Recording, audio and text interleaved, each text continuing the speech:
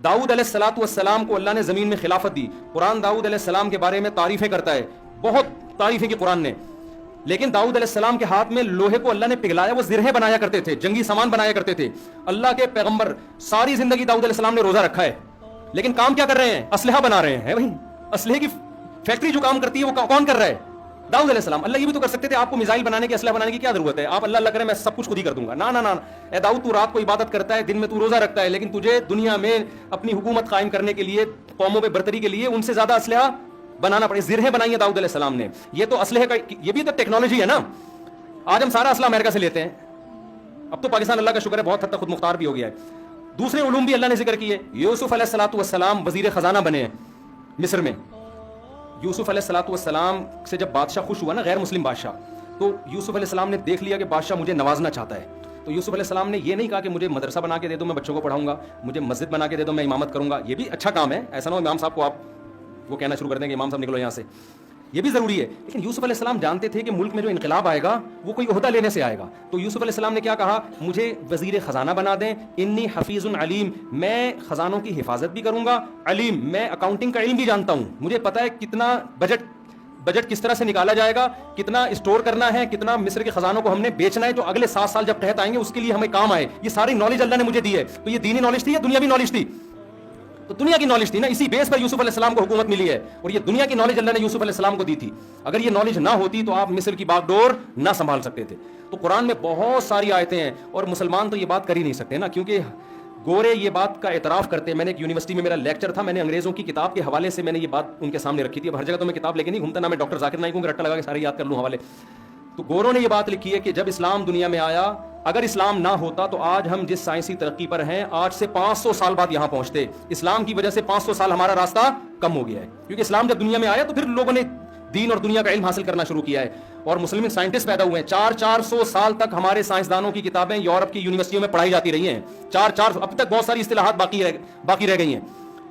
یہ جو ایڈمرل کا لفظ ہے امیر البحر, یہ حضرت معاویہ نے جو دستہ بنایا تھا نا جنگی, اس کے امیر کا نام تھا امیر البحر. یہ لفظ انگلش میں ٹرانسفر ہو کے گیا ہے اور کیا بن گیا؟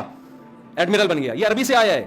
سب سے پہلا بحری بیڑا حضرت معاویہ نے بنایا ہے, کیونکہ نبی خوشخبری سنا چکے تھے کہ میری وہ امت جنت میں جائے گی جو, پوری حدیث کے الفاظ مجھے یاد نہیں ہے, جو ایک بحری لڑائی لڑے گی. صحابہ نے دعا مانگی, یا رسول اللہ ہمیں آپ دعا کریں کہ ہم بھی اس میں شامل ہو جائیں. تو وہ بحری بیڑا سب سے پہلے کس نے تیار کیا؟ آپ کیا سمجھتے ہو بحری بیڑا مسجد میں بیٹھ کے دعا مانگ کے تیار ہو گیا ہوگا؟ ابے سمندر پہ کر رہا ہوں معذرت کے ساتھ, سمندر پہ فوج اتارنا آسان نہیں ہے. وہ پھٹے نہیں تھے کہ لا کے جوڑ دیا ایلفی سے, گوند سے جوڑ دیا اور فوج کو اس پہ بٹھا دیا.